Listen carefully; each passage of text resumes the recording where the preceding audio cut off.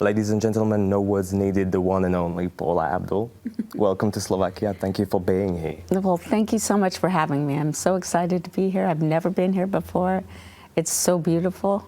I can't get over how gorgeous the architecture and the buildings and the people.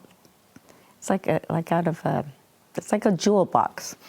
That's how I look at it. What was your first thought when you found out that you would be flying to Slovakia and to be the special judge? I was, let's go. Show, yeah. I couldn't wait to get here. It's always, I love traveling. And whenever I can lend my wisdom and experience of my career as a choreographer, and dance being one of my first loves, it's an added bonus. So I feel very humbled and grateful to be here. And do you remember the very first time when you were dancing? I assume you must have been a little girl. I was, as a matter of fact, my boyfriend remembers me, my first dance in junior high when I was turning 13, I danced in the talent show. And he remembers everything that I wore, to the dress I wore, to everything. And he goes, I knew something was very special about you then. And I went, oh, come on. No, but I do remember when I was 4 years old, actually, sitting with my family, my mom, my dad, and my sister, and we were watching the old MGM musicals, and Singing in the Rain was on, starring the incomparable Gene Kelly. And my parents said that I literally, at 4 years old, walked up to the TV set, and I said, that's my dad. And my father says, no, I'm your father. That could be your TV dad. But they said at that age, at 4 years old, I said, I'm going to do what he does when I get older. And the dream came true? And not only did it come true, I never looked back, and I never had a backup plan. I knew I was going to be a performer. But the coolest thing ever is, after my years as choreographing a lot, and then I went into music, one of the songs on my first album lent itself to a duet, and I created an animated cat called Scat Cat for a song called Opposites Attract, for one reason and one reason only, so that I could give it as a gift to Gene Kelly, to let him know how much he meant to me, and that he is the core reason why I'm a performer. And the best thing ever was I delivered it to his agent, and not even a day and a half later, I got a phone call, and it was Gene Kelly inviting me over to his home in Beverly Hills to have tea with him. So I learned a very valuable lesson, that if you walk in gratitude, miracles can happen. And when I arrived at his house, I remember it was the dead heat of summer, and I arrived like almost an hour early. I didn't want to be late, but it was so hot in the summer, and I kept driving in circles. I can imagine. And then I pulled way past the street, like a block and a half, and all of a sudden I hear on the back of my car, and it was Gene Kelly going, Abdul, I saw you driving around in circles, just come in. And it was as if I'd known him my whole life. And we talked like two dancers. He asked me so many questions as to what prompted me to make choices and how I choreograph. And you're asking me, I want to know everything about your brilliant career and how you were brave enough to, he's the very first performer and choreographer that really understood that you can choreograph the camera. Mm-hmm. And when you're able to do that, you can make dance jump off the screen. And it's just, we talked like two dancers talking. And then at the time I was doing these Diet Coke campaigns, and I did a commercial with Elton John. And I said, I have a feeling that they're going to ask me to do a dance campaign. And all I would wish for is that I could dance alongside of you. And that night he called me and said, are you a Wiccan? I didn't know what a Wiccan was. It goes, I got a call from Coca-Cola, and they want me to give approval to use some of the footage from Anchors Away, the movie he did with Frank Sinatra. And Frank will be replaced and you will be dropped in. And it was during that time that people were, experimenting with putting past icons with modern day stars. And we had the most successful dance commercial for Diet Coke, and it's won all sorts of awards. But what it really did was it made a dream come true for me. And, when that happened, there was nothing more special. And we did a photo shoot with Annie Leibovitz, and he became very close with me for the last 2 years of his life. And it was awesome. One of the coolest things I cannot skip, that you were discovered by the Jacksons. How cool is that? It was surprising as heck because, you never know when your first break is going to happen. You hope for it. But being a dancer for the Los Angeles Lakers basketball team, that's how it started. And there were so many celebrities that were season ticket holders. And back during those days, the Laker girls, we sat on the floor. So we were sitting with, record executives kicking me in the back. But to the left, right off of the floor, were 4 of the Jackson brothers. They were season ticket holders. And one day I got a call up to the front office, and I thought, what did I do? Did I do something wrong? And it was the COO who told me that she was approached by the brothers, and they wanted to know who choreographed the girls. And I said, you didn't tell them it was me, that I'm the short one in the front. And she goes, I didn't say anything. That's up to you, Paula. I had no reel. I had no resume. I just was choreographing the Laker girls. And I remember I had to meet with them, and I was so scared because I was turning 18 at the time. Mm-hmm. And I'm thinking, what am I going to teach the Jacksons, let alone its reunion tour with Michael? And I had to imagine what it would feel like if I knew that it was going to run smoothly and how that would feel. And I kept imagining that, and that was the only way I was able to open my eyes and actually meet with them in person. And I was really honest. I said, I'm so flattered. I don't have a reel, but I'm hoping to become a performer and a choreographer and a director. And they got a kick out of the fact that I was the short one in the front of all the girls, and they gave me my first break. So it was, and right after I did the Victory Tour, I started working with Janet. Yeah, right. What was it like to collaborate with Janet Jackson? Did you become friends, or you were just mentored? She became like my little sister. Yeah, she was so cool. Yeah, I always say she taught me how to dress cool. before Janet, and Janet will be in the background going, I did. I did. She'd take me all the cool clothing stores. We became very close, like sisters. Yeah. Now let's talk about your own music career. Working with L.A. Reid or Babyface, that must have been very inspirational. That was a really cool story. To be honest with you, I was choreographing at this big studio that had dance studios as well as recording studios in it, and I was working on a comic relief project with Dan Aykroyd and Tom Hanks, and I was choreographing them for the Dragnet movie to do a music video. And while I was rehearsing with them, this group of guys walked by the dance studio, and they saw Tom Hanks and Dan Aykroyd, and they came in, and they were asking for my autograph too, and I was like, me? And they go, yeah. And they said, we are a music group. We have the #1 record on the R&B charts. And I knew, I said, oh, on 2 occasions, I love that song. And their group was called The Deal. And they said, maybe one day we can afford you as a choreographer. And they said, come and visit us in the recording studio when you're done. And I went into the recording studio, and at that point I said, nobody knows this. I've only told my family, okay, but I'm being signed to Virgin Records. Mm-hmm. I will choreograph for you at a discount rate, and maybe you guys write a song for me. And And they were going, wow. And I said, yeah, it's really hush hush. Nobody knows. I haven't even told my sister. My mom and dad knew. I didn't tell. Just mom and dad. Just mom and dad. And the next day, I was still working with Dan Aykroyd and Tom Hanks.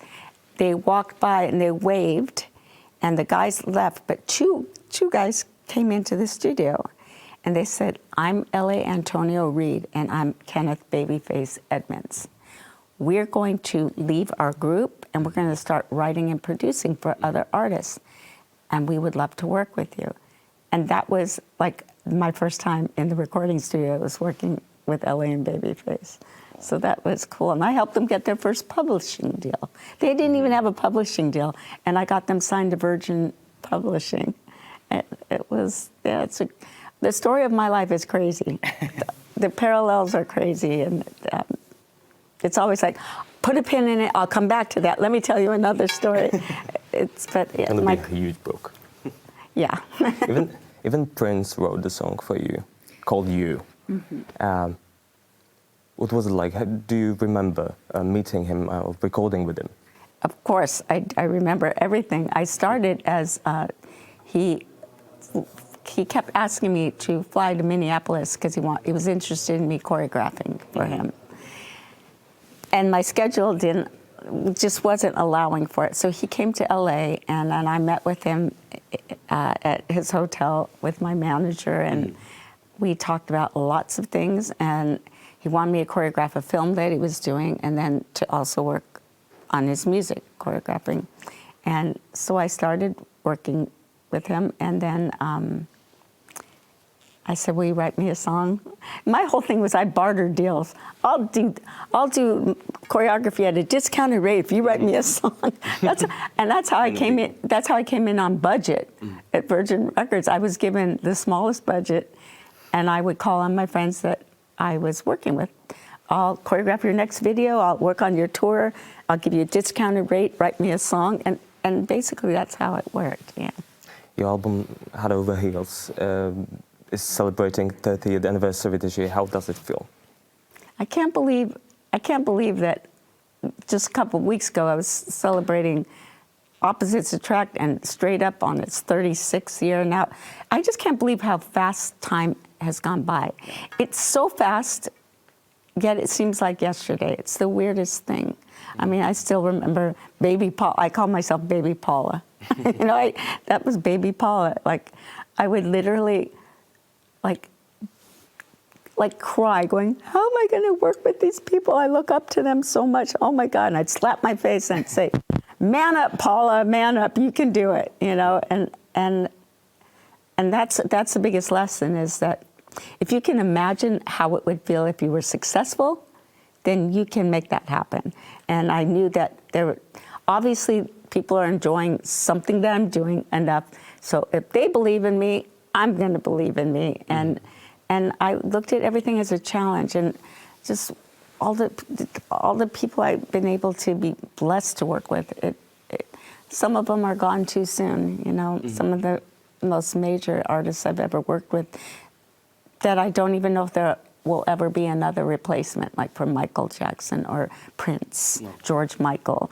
I mean, some of these people are. I even got to work with Aretha Franklin. I mean, I've had an amazing opportunity to be a sponge and learn from other artists before I became an artist. So it was, you know, I couldn't ever call anybody and say, how is it like for you when you started? Because no one started their career like I did. To process it all. Right, and because there wasn't anyone I could say, well, how was it for you? Because people became entertainers. I started, you know, below the line, working as the sum of all parts and helping legends continue and new artists take flight. So I felt like it was a blessing that I got a chance to come up from behind the scenes and watch everyone else experience. And I learned how gracious some people are and how not so gracious people are. And I was a sponge, and I'd soak in the good, and I'd wring out the stuff that didn't resonate with me. As a respected artist, you would become one of the judges on American Idol. How do you remember meeting Kelly Clarkson for the very first time? Oh gosh, I'll never forget. I'll never forget. It was, and it was Randy and I who immediately, believe it or not, it was us who immediately knew there's something very, very special with Kelly. Her voice, she can sing opera. I mean, the tones and the inflections in her voice and the timbre of her voice, she could incorporate opera, rock, R&B, pop, country. She was super special and It's amazing. amazing. It's just like there was a big feeling that you knew. We knew. I mean, my time when I was on American Idol, to be able to be a part of really creating like superstardom careers for these artists was so exciting. And it was an incredible time, and to be able to see that American Idol, we really did produce superstars from that show. Yeah. Until I left the show. The end. Drop the mic. No, honestly, it was the most incredible experience ever to be front and center. I had the best seat in the house. Mm-hmm. And I remember just how excited people would be to come to the show. It was like attending a major concert every week. How does Paula see herself as a judge? Well, this is how I look at it. On American Idol, I was the only judge who was an international recording artist and achieved. Before I was on the show, I sold almost like just shy of 50 million records, and since then, being on the show helped me sell a boatload more. But I will say this, that I've always been such a fan of talent. I love, love, love being around talent. It fuels me. It's exciting for me, and I want to help people succeed. Like I want to be part in helping other artists realize their dreams. It was really the perfect job for me. Then sitting next to the guy to the left of me, starts with a S and ends with an Iman. Would also, I don't have any brothers. I have one sister. I didn't ask to have any brothers, especially ones that come in the form of Simon. But he taught me strength within myself. I credit him as one of my best teachers. Not all the teachers come in the prettiest of packaging. He's extremely tough on me, extremely condescending. I had to learn to the whole left side of my brain has a British accent. That's all I can tell you. From him whispering in my ear, try to say something interesting, Paula. You have nothing to say. Nothing. You're boring, Paula. As I'm trying to form a critique for the contestant that's standing up on the stage, he's in my ear doing that. And then it was always a setup. Then Ryan would go, "What's going on?" And I'm going, he's telling me to say that I'm boring, and I should say the moth that finds a melon ball inside of a wonton will win. And the audience is laughing, and he's going. So, I mean, there was I became a caricature of myself, and it was easier to play into that caricature because how am I going to win? This guy is constantly. He told you you're boring. Oh, he would say things just to catch me off guard. It was like I had to learn such concentration. Yeah. But the left side of my brain has a British accent. I don't know when it will go away, if ever. You still have it. I'm losing it, but it's still reminded. We had a layover at Heathrow. I was reminded. At Heathrow. Simon, where's Simon? He's the brother you never wished for. In Slovakia, the next season of Idol, we call it a Superstar, is coming. What advice would you give to people coming to the show? I think that the best advice I could ever give is to be bold and daring to have your own sound. Mm-hmm. There's so many people that sing with a certain, inflection that other artists sing with. Yeah. And it's hard to tell, especially with the female artists, it's hard to tell who's who. So I think the more you're willing to stand out and be original is the best way. I mean, yes, you'll get by if you have a nice voice, sure, but why not be unique? Why not celebrate something that someone hasn't quite heard yet? That's what I get excited with. I mean, there are singers that have the most gorgeous vocal cords and can do vocal gymnastics all around, but what's in here? What are some imperfections that stand out that Still perfect. that make you uniquely perfect? You know, that's my biggest advice, because there, you know, we have the superstars, we have Adele, we have Kelly Clarkson, we have, and then, you know, a unique talent like Adam Lambert will come along, and everyone they would argue with me, Simon and Randy, he's too theatrical. I said, but so was David Bowie, so was a lot of artists that really broke a mold. And I mean, even Robbie Robertson, even, you know, there's artists all around that have a uniqueness about them that will break that mold. And Adam is, I remember seeing Adam Lambert years before American Idol on in a Broadway show as a young kid. And I tagged him then saying, man, oh man, this kid is so amazingly talented. And I've also said that, you know, you don't necessarily have to win American Idol to win big time. You know, the case in point is Jennifer Hudson. She got eliminated early, but she won an Academy Award. She won an Oscar. You know, Adam Lambert's doing amazing things. The people that have that uniqueness and aren't afraid to break that mold. I want people, like, isn't it, for you, I'll ask you the question, when you hear an artist and they sing normally how they sing on their record, but then you hear them in a live performance, you're going, wait, where did that voice come from? That's that's you know, to be well-rounded and to be able to have an really identifiable sound that people go, after the first couple notes, I know that's Kelly Clarkson, you know. I know that's Adam Lambert. What do you think, how has the music industry changed over years? Oh, well, the internet's changed everything, you know. And there's pros and cons to both. I mean, it's wonderful that you can create your own success through people putting yourself out there, be it YouTube, TikTok, Instagram, all over. You can set up your own success, but it's all based on likes.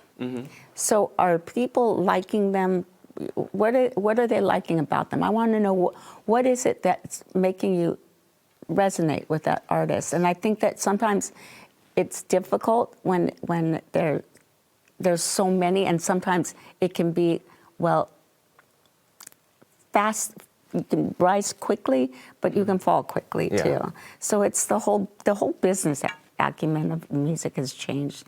I'd say there's incredible pros with being able to create your own natural following, and that's great. You know, a lot of labels don't want to A&R artists. They don't want to build.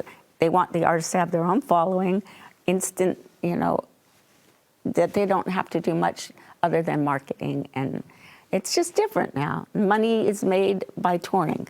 The music's practically given for free.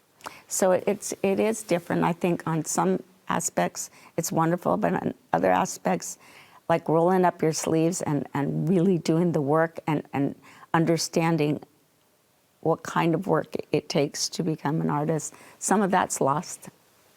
But you know, the smart ones and the ones that have these new artists that have great people around them are doing a great job.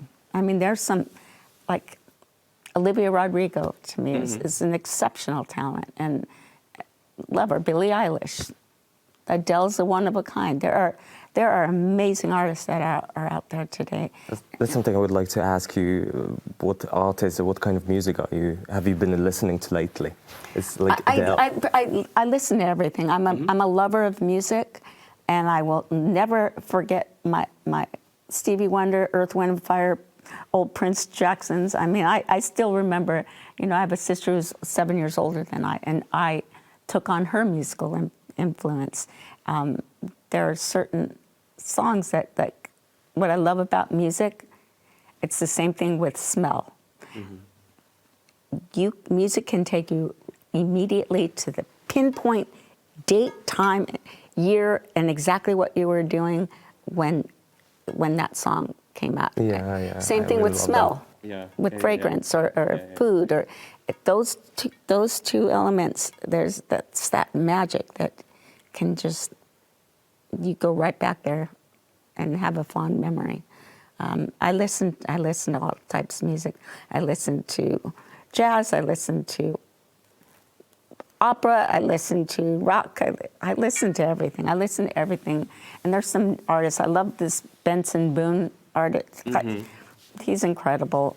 There's so many incredible people. I'll always love Post Malone. Oh. You know, it's coming to Slovakia. Oh, yeah. That's going to be a great concert. And during summer, And what a nice gentleman he is. Really a good guy. Mm-hmm. That's a bonus when you meet artists that are actually really personable and really have good head on their shoulders. It's really fun to see that success isn't changing them. They're growing with their own success and maturing with their success. It's nice to see. Let's Dance is coming this Sunday. What expectations do you have for Sunday night? You know what, I don't know a lot of what to expect, but I like sometimes not knowing that, because then I'm like a fan that's sitting there actually watching, being very present and witnessing people that I love when I see people that are like out of their element. Mm-hmm. It's so much fun to me, and I was saying this the other night. Dance to me is one of the only entertainment mediums where it really affects every fiber of your being, and it oozes out of your soul, and you see people fall in love with an art form that they never anticipated. I love seeing the growth of that. Of course, it's nice seeing people that do have natural dance ability or have trained, but I love being the person that's just like watching at home, going, oh my God, the potential of this contestant is like their musicality, their ability to understand rhythm and cadence, and their lines are natural. I mean, I love seeing that, and I love seeing people who are completely awkward and how they keep progressing. To me, that's fun. Yeah. To be honest, our audience is like really super excited for the show, and the dancers have been practicing like crazy to show you the best. So what are you going to pay attention to the most? The first week is the most awesome, but it's also the toughest, I think, because you really get to see the rawness. You get to see the nerves. You get to see everything about that first week. And you see right away who has natural ability. I'm expecting to see that they have worked hard. And I'm also expected to see a little bit of nerves, frustration, excitement. Dance is just the coolest thing to watch. And I mean, that's why I feel so grateful being here to do this show, is that I get to be... We're glad. Well, thank you. I get to be a fan. Like, I've always approached my judging... it's funny. I don't like saying judge, because I'm the last person to be a judge. I'm a mentor. I really am a mentor. I love being able to see people succeed and conquer their biggest fears. And the two most fearful places for any human being, forget artists or anything, for any human being to be is in front of a mirror, because you see yourself, and behind a microphone, because your voice is heard.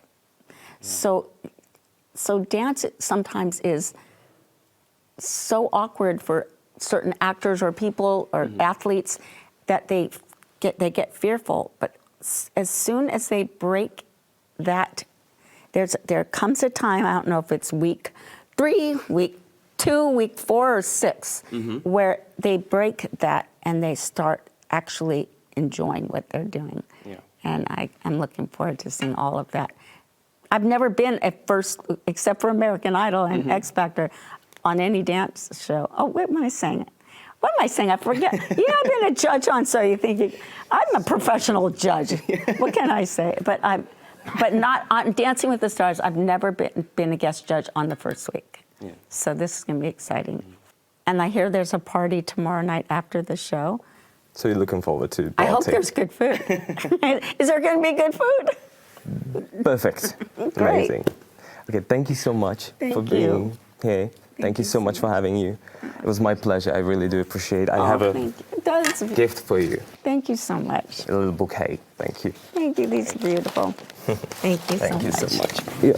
I'm excited. Yeah, we're excited too. Thank you so very much. Thank you. Ďakujem pekne. Thank you very much.